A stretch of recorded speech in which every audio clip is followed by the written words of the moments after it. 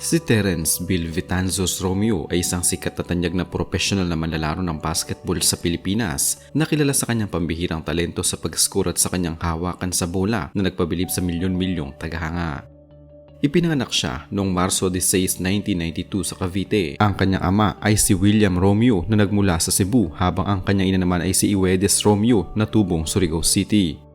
Bata pa lamang si Terence Romeo ay namulat na siya sa larangan ng basketball dahil ang kanyang ama ay naging varsity player noon sa Cebu at naging pangarap din ito ang makatapak sa Philippine Basketball Association. Upang bigyang pugay ang pangarap ng kanyang ama at ang idolo nito na si Robert Jaworski, pinili ni Terence Romeo na gamitin ang jersey number 7 sa kanyang buong karera sa kolehiyo at profesional na liga.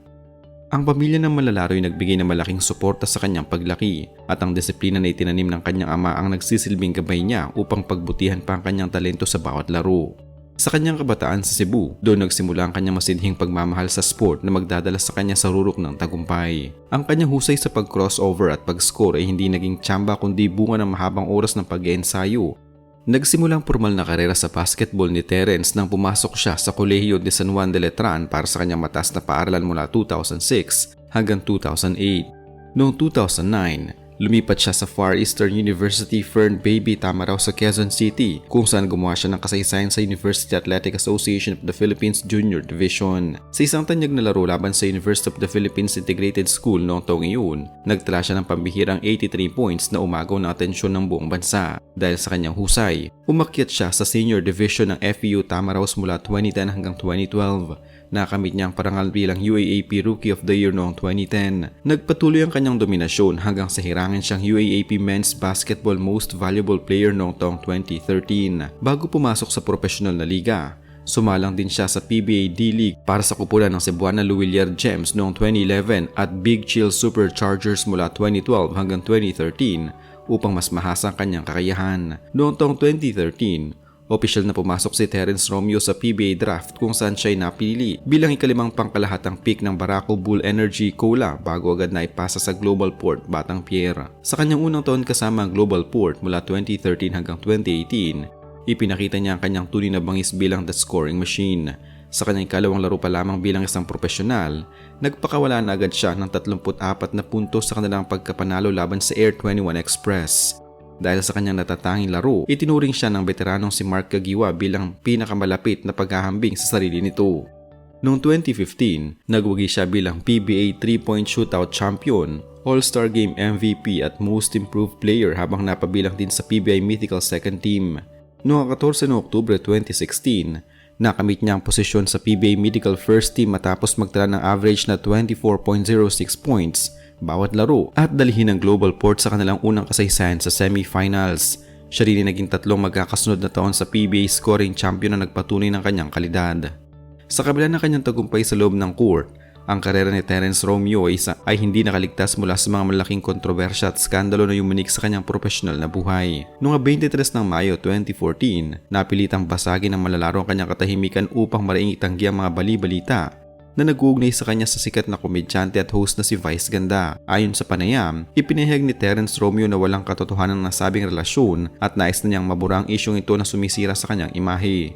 Ang kanyang ama na si William Romeo ay nagpahayag din ng pagkadismaya sa mga chismis at ipinagtanggol ang kanyang anak laban sa mga maling ulat. Ang isyong ito ay nagdulot ng matinding ingay sa media, ngunit kalaunan ni humupa rin matapos magbigay ng pahayag si Vice Ganda na nagpapakita ng paggalang sa desisyon ng pamilya Romeo na manatiling tahimik hinggil dito. Bukod sa kontrobersiyang ito sa showbiz, nagkaroon din ng mga usaping legal at kaguluhan si Terence Romeo na naging dahilan upang mabahiran ang kanyang reputasyon.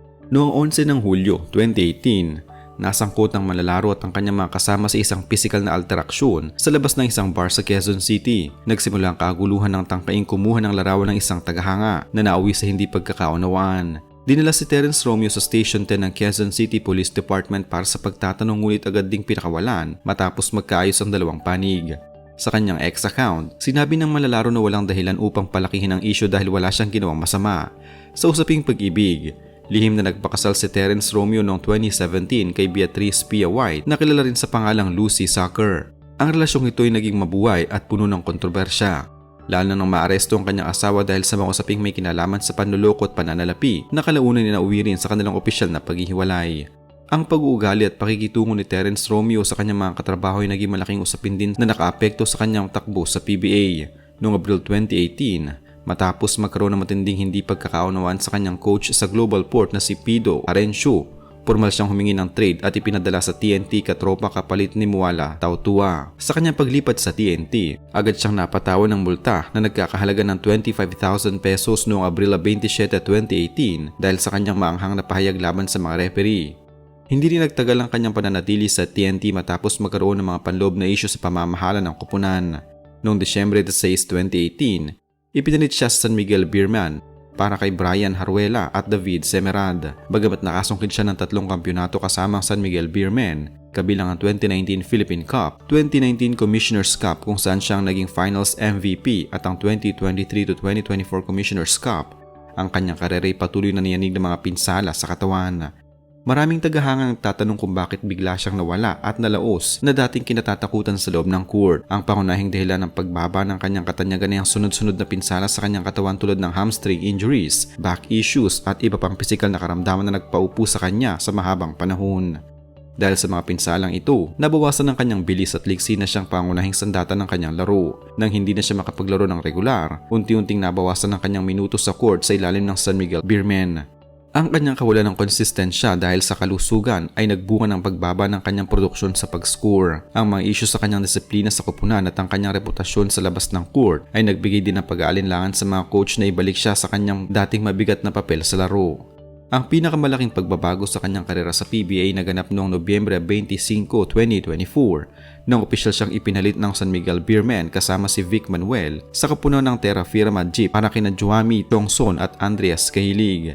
Inamin ni Terence Romeo na ito ang isa sa pinakamalungkot na bahagi ng kanyang karera ngunit nangakong ibibigay ang lahat para sa kanyang bagong koponan.